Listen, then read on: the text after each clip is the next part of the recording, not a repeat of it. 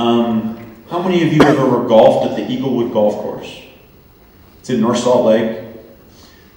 About 25 years ago, my family, I was still in college, but my brother, my father, my brother-in-law went to the Wood family who owned 450 acres on the East Bench in North Salt Lake.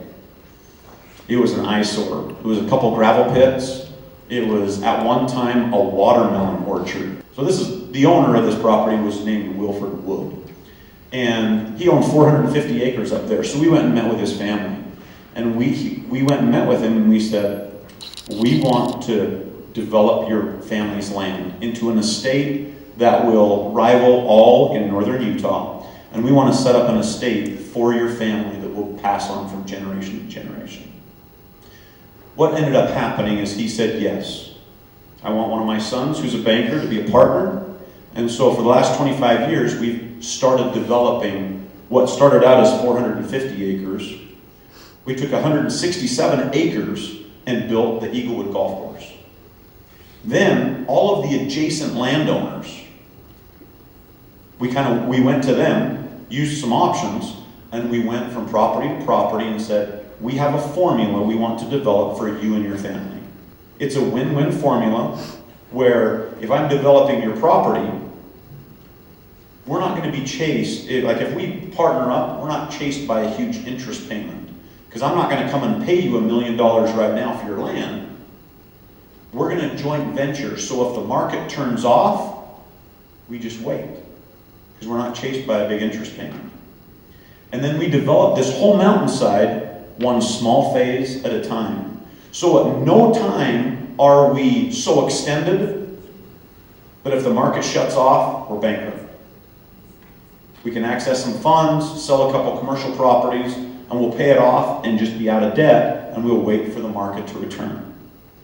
There's a magic formula in real estate. Most people getting into real estate think, oh, I got to get a loan, and I'm going to pay you for your land, and then I'm going to take 100% of the risk, and if the market turns off, which we know it does on a regular basis, and when it turns off, there's not even a drip. It's not a slow the flow, it's not even a drip. And it can happen, it can stop for years, like we're just coming out of. It took us 7 years to even start climbing out of what we just happened. I didn't get a sniff for probably 6.5 years from builders like Rainey, Ivory, Henry Walker Homes. But our 450 acre development blossomed into 1,100 acres. So over the last 25 years, we've gone small phase by small phase by small phase.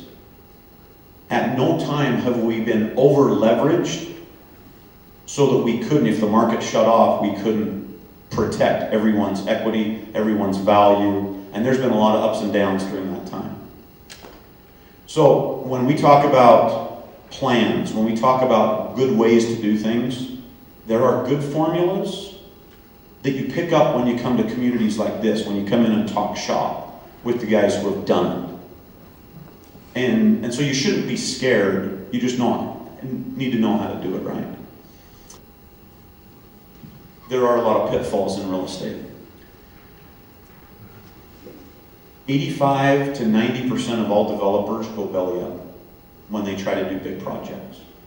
If you guys could count in your mind all of the bigger projects in northern Utah over the last 20 years, South Mountain comes to mind. Bountiful, there's a big one called Stone Ridge. Eaglewood and Summerwood are two of probably only 3 or 4 out of 20 that have not gone belly up. They may seem successful on the front, but they could never get through the finish line without some type of overextension. Somebody got aggressive, somebody got dishonest, embezzled, whatever it is. But I want you to know that the formula that we use by going small phases, by joint venturing with the landowner, it's a successful formula because you're not chased by a big interest payment. There's some pitfalls that really give you some risk. Poor design, the entitlement process takes too long. People are overpaying for property. People get so excited about this thing, and when you put a pencil to it, they're like, man, I'm $100,000 over budget. I and I haven't even sold a lot yet. So you need to make sure, and then some people love bad locations. This is the formula that's worked for my family over and over and over and over again. Okay? We want to make sure the price and the terms are acceptable. And sometimes you have to make offers on 10 different pieces of property before you can actually get it done. Because there's a lot of people that have not. They still think their land is worth gold, and they don't have to do a thing. If you want to take your land to its highest and best value, you have to go through the entitlement process. We love joint ventures with the family, because after I make this family wealthy, their biggest problem is going to be they have high taxes. So I'm going to reinvest all their tax money into commercial income producing properties, and they're going to create an estate of returning income or residual income. We've done it for a lot of families. So once you do a small development with them, you invest. They don't need all of the money we give them. So all we're going to do is we turn around and we reinvest their money into income producing properties. We create a family estate. So if you know a family that's got 10, 50, 100 acres, start talking to them. Because it's a process where we can actually create an estate, an ongoing estate for their family. Some people go in and develop the whole thing at once. Big problem. Because you're so overextended, if the market turns off, you're sunk. Number two, you do small phases so that every single phase sells out. Then, everybody else that wants to come and buy in that next phase, you're like, sorry, it's sold out, get in line. I have a waiting list, put $1,000 down, be on my waiting list. Then, you don't have to negotiate price on your lots, on your sales.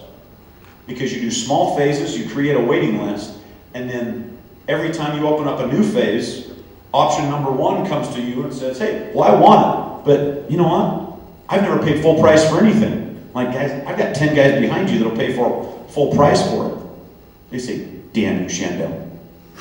I can't even believe you do this. I never paid full price for anything. And then actually what you ask, you get, and then all that money comes to the bottom line. And then your pro forma actually comes to fruition rather than trying to market them early and things like that.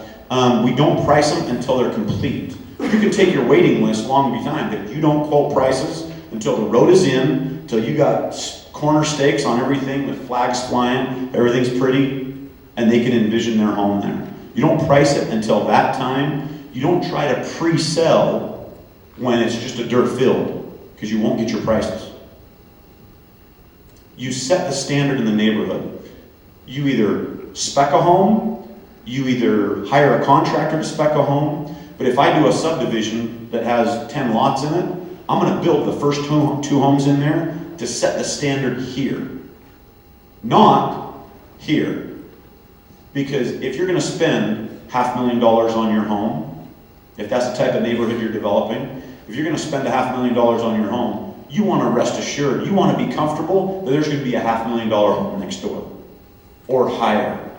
You don't want somebody to come in and build something for $250,000 right next to a $500,000 home. So you enforce the CC&Rs. My dad's theory was always, I want to build the type of neighborhood where every family wants to live to raise their family. So when the younger kids are growing up, they say, oh, when I finally get there, I want to live in that neighborhood. When you build the type of home, you set the standard of the development. A lot is a lot is a lot, but when you set the standard, you build in automatically the value of your lots. And you defend the value of your lots to get the money you've invested. I am the luxury home specialist for Berkshire Hathaway in South Davis County. This is one of my homes you can buy for $9.99. Backs on the golf course at Eaglewood. I want people to want to move to our neighborhoods when the time comes. If you guys have any questions, I know I could talk for a long time. I love real estate. I want you to know that the investment in real estate is awesome. Start as small as you want. Get a partner, and if you've only got $10,000 to invest, get a partner, do it, work your hands to the bone, get it done, do it right. I'm a big fan of permits. I don't like getting stung on the backside, having problems. The problems, life's too short. But so you want to make sure and do it right. And if you set the standard, they will beat a path to the door. Yes, sir. Have you ever not done development in an area because of the impact fees? Impact fees on cities have been amazing. We've seen 500,000% increase over the past decade. And the impact fees, it definitely is a big deterrent.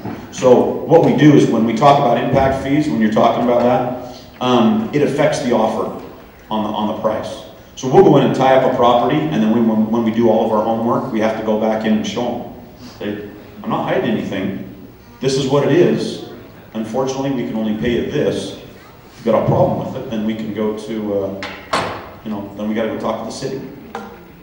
So, and that's a challenge because, yeah, they're not going to get anywhere, but it definitely affects the price we can pay for the property. Because the market value of the property is what it is. After like 50,000 people in Davis County, 150, what do you kind of project what's going to be in the next 10 or 20 years? You know what? Northern Utah, there was a projection that came out where Northern Utah, we have 1.5 million, 2 million people. So we got 2.2 in all of Utah. We're supposed to double in the next 25 years.